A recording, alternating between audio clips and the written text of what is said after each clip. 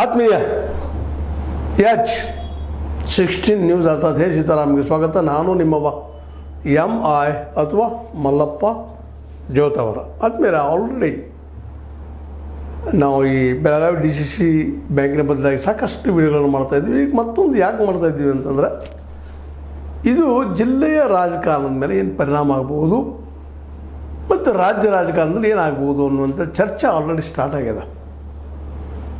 ಒಂದು ಕಡೆ ಜಾರಕಿಹೊಳಿ ಬ್ರದರ್ಸ್ ಸಹೋದರರು, ಇನ್ನೊಂದು ಕಡೆ ಕತ್ತಿ ಮತ್ತು ಸೌದಿ ಜೋಡಿ, ಇವರಿಬ್ಬರು ಪ್ರಭಾವಿಗಳನ್ನ ಈ ಭಾಗದಲ್ಲಿ.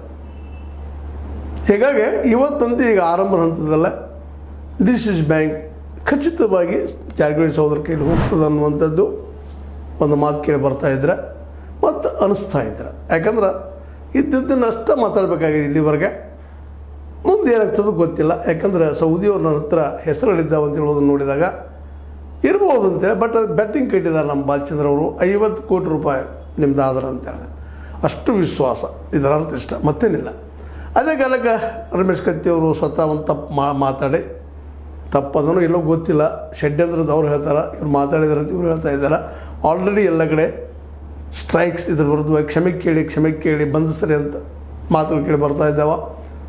ತಪ್ಪು ಮಾಡಿದರೆ ಶಿಕ್ಷೆ ಆಗಲಿ, ಬಂಧಿಸಲಿ ಅನ್ನುವಂಥ ಮಾತನ್ನು ಎಲ್ಲರೂ ಒಪ್ಪಬೇಕಾಗ್ತದೆ. ಯಾಕಂದ್ರೆ ಕಾನೂನು ಎಲ್ಲರಿಗೂ ಒಂದು.